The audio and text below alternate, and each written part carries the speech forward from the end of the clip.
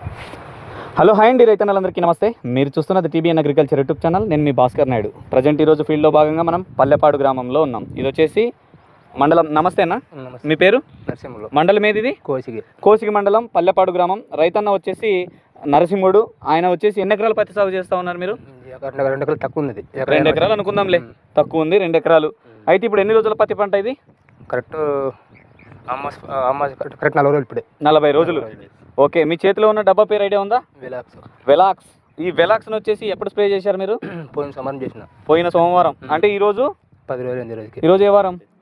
బుధవారం. కరెక్ట్గా 10 రోజులు అయిందంట ఫ్రెండ్స్. మొత్తం మన వీడియో చూసే వాళ్ళు ఎవరైనా కానీ చిన్న ఎగ్జాంపుల్ కాదు, ఇది పెద్దదే. 10 రోజుల విడితే ఎప్పుడైతే కొట్టిన రోజు నుంచి ఇప్పటికి 10 రోజులు అయిందో, ఇప్పటి వరకు దానికి ముందు దీన్ని స్ప్రే చేయకముందు ఇప్పుడు చేసిన తర్వాత ఎట్లా ఉంది?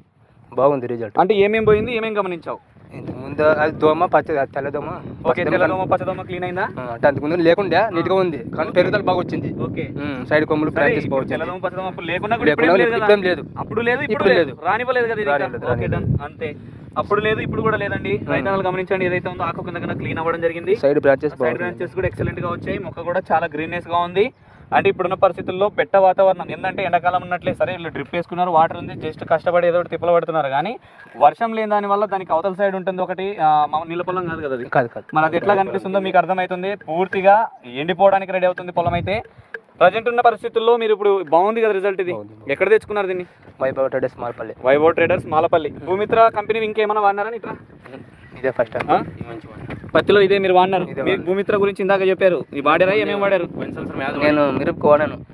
ఏమేమి వాడినారు? అదే మిఠాయిస్ వాడాను ఫస్ట్. సరే చేను పాయింట్ ఎక్కువ డెవలప్ మిరపకే. ఓకే, మెటాఎక్స్ 2 బుడ్డీలు వస్తాయి. 2 వస్తాయి. అవును, అది నువ్వు చెప్పిన కోసం నేను చూసే ఫాలో అయ్యి దాన్ని కొట్టాను. ఓకే, అది కొట్టిన కానీ వెళ్ళి చేను పెరుగుదల బాగా వచ్చేసింది. ఓకే, అంటే డెవలప్ అయింది, మొక్క డెవలప్ అయింది, పంట దిగుబడి సాధించడానికి అవకాశం వచ్చింది. ఒక మెట్టిగా నేను ఏం చేయాలనుకున్నాను, పీకేద్దాంలే బాగుండదు అనుకున్నాను నేను. ఓకే, ఎప్పుడైతే మిఠాయిస్ కొట్టానో చేను పెరుగుదల వచ్చింది, కొద్దిగా నాకు ఆనందం ఉంది, దాని అట్లా సాగు చేసిన దాన్ని. ఓకే ఓకే, అదండి రైతన్నల మాటలు వింటా ఉన్నారు కదా. భూమిత్ర ఆర్గానిక్స్ వాళ్ళదే మెటాఎక్స్ కూడా వాడారు. గుర్రం సింబల్ ఉండేది వాళ్ళేదా? త్రిగుణాస్త్ర అదొకటేనా వాడినది? అంటే 2 ఉన్నాయి కదా పోయినసారి నిగలేదు నాకు. మెటాఎక్స్ బాగా గుర్తుంది. మిఠాయిస్ బాగుంది, అది ఎందుకంటే తోట పోయే టైంకి అది కొట్టినావు, అదే గుర్తుంది. ఓకే, మొత్తానికి అయితే హ్యాపీనే కదా? హ్యాపీనే. ఎప్పుడు మాత్రం నాకే ఇదే కంపెనీలో ఇప్పుడు మరి పత్తిలో వస్తున్నాయి. నమ్మకమేనా ఈ కంపెనీ? ఈ కంపెనీ అంటే నమ్మకమేనా ఇప్పుడు? అంటే భూమిత్ర కంపెనీ, మెటాఎక్స్ కంపెనీ కాబట్టి నమ్ముతావా ఈ ప్రొడక్ట్ వల్ల? ఏం ఇప్పుడు ఈ పెరుగుదల వచ్చి కొట్టే కాబట్టి నమ్మాలి దాన్ని. ఇప్పుడు మనం సరి బల్లది, ఇంకా బాగా గాలి ఎక్కువ కాబట్టి. అవునవును, మరి ఏముంది ఇంకా ఇక్కడ అంటే ఆషాఢ మాసం ఉన్నట్టు గాలి చిత్రంగా వీస్తూనే ఉంది. అసలు అయినా పర్లేదు, చేంజ్ అవుతుంది ఇప్పుడు. ఓకే ఓకే, ఈసారి